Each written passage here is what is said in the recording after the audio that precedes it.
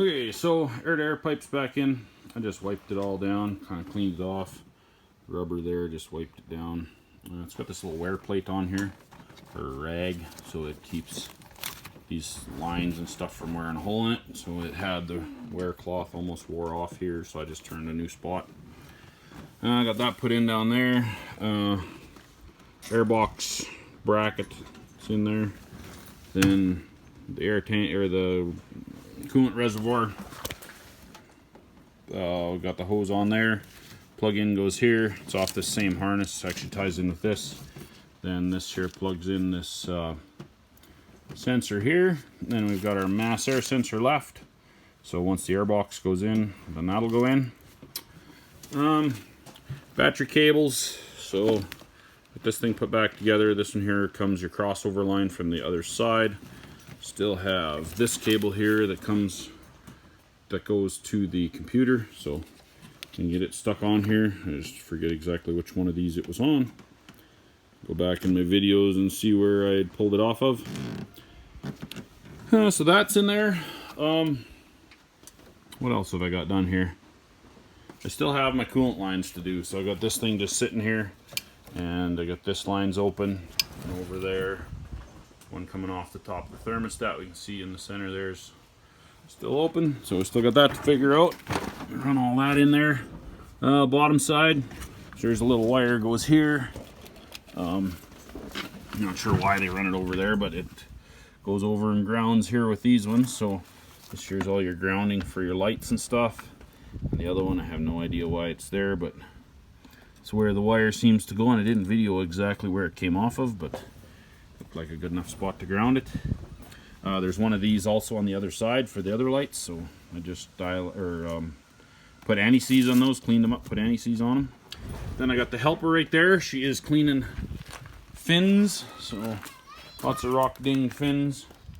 She's doing a professional's job there of opening those back up. A few more over here that she'll get to later. So some more over there. She already did a whole bunch, so lots done there. Doing a good job. Then we're going to blow the radiator out before we put the grill in. Yeah, getting a little closer. This cable here is going to go across over here. Goes to this battery box.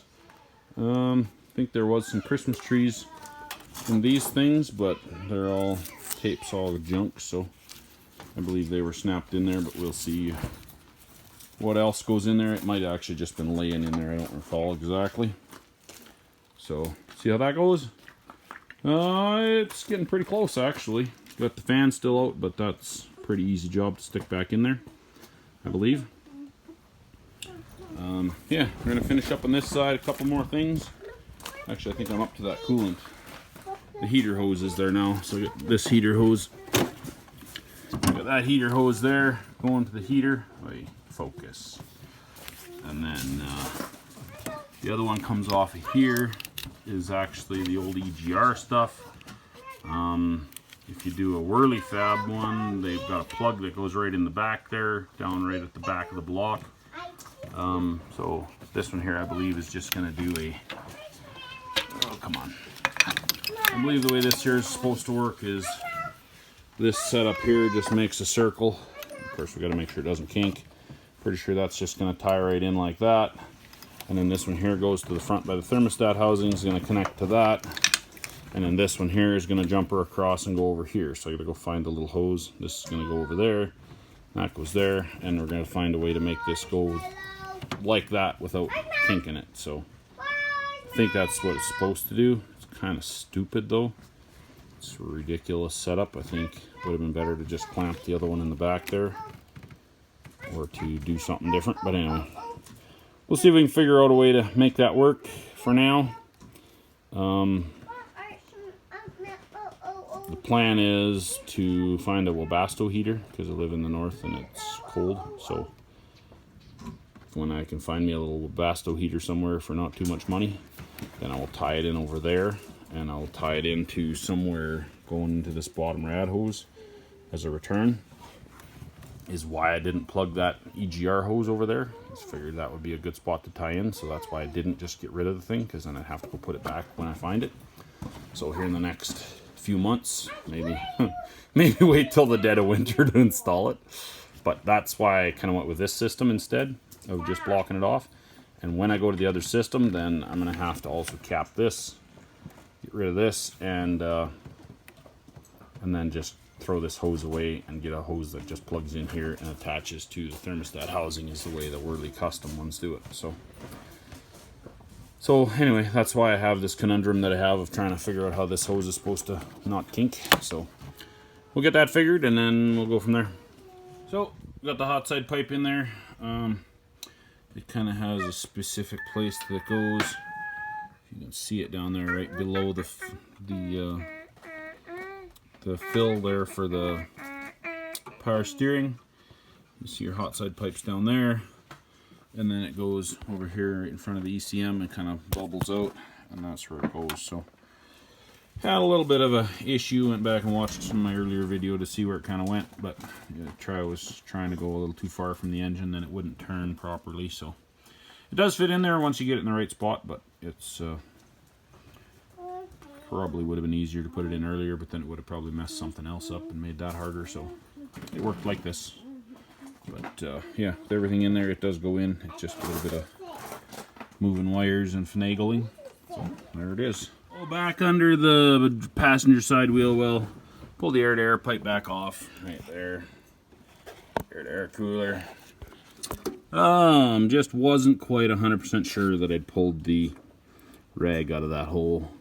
Just couldn't recall doing it, so got little skinny hands here to come and help me. There's skinny hands. And she stuck her hand in there. There's no rag in there, so put the air-to-air back on, put this corner bracket back in for holding the air right there, holding the air box. Yeah, just wouldn't be able to sleep if I didn't check it. So checked it, it's all good. That's what I've been trying to do, is pull the rags out as I hook stuff up. So like here, as I go to put stuff back in, I pull the rag out, but that one there I just couldn't quite remember. So not a big deal, takes a couple minutes, pop it back out, check it. So, but it is a good reminder to anybody doing it. You're better off not to take a shortcut, because my uncle had a truck in at a shop one time and they forgot to take the rag out, destroyed the motor, went through, wrecked a bunch of valves, I think bent the valve, hit the piston, something goofy. Anyway, caused a bunch of problems, so not a good thing to leave them in there. So if you're not 100% sure, good idea just to make sure. The coolant thing, sort of got a kink in it here. I'm gonna get one of those spring things that you can wrap around this, so you can make a bend in a hose without kinking it. So I'm gonna measure this up going to town later today. So, but it goes there to the EGR pipe. This here's the main EGR. I believe the return comes from the front, goes back in here. Then this hose comes this way. The other hose goes to the front to the thermostat housing. Comes over here. Then I just grabbed this little U pipe, already bent in a U from the off the EGR system. So stuck that in there, and like I say, it's got a kink in here. I'm gonna throw the intake tube in there, wipe it out, and throw it in just to keep dirt out and stuff. Got the air box in, and then later I'm not going to tighten the clamp, so just throw it in there to keep it clean. And then once I get that thing, like I say, you can put a spring over top of this, so I'll just have to pull it apart. Oh, yeah, how's that going to work with that thing in the way? Anyway, we'll try to figure something out, make that thing make a U-turn. Not exactly sure what else they'd planned for it, because it's sort of a stupid setup. No, it's really a stupid setup.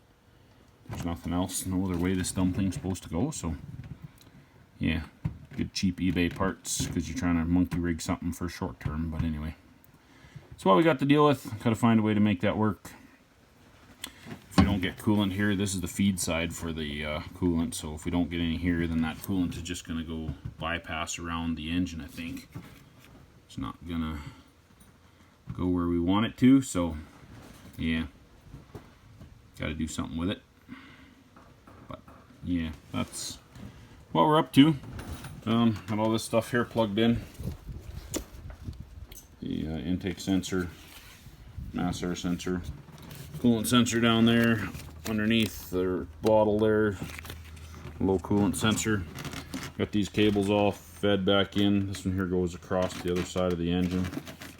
This one here goes to the front across the radiator to the other battery. This one here actually goes to the fuse panel over there, so that's what's supplying power to the fuse panel. No idea why they didn't just run it from the battery that's right by the fuse panel, but that's how they did her. So they've got big heavy duty fuses in there, I guess, to whatever, but why they needed a long cable, I don't know. Some engineer's idea. So yeah, everything's looking pretty decent, fitting well, getting her close. The odd thing, pull it back out, put it back in, pull it back out, put it back in, but hey, she's going together.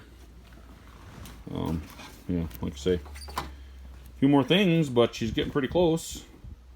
If I had coolant, I would pour some coolant in it and it would be ready to put a battery in and start it up, see if it runs.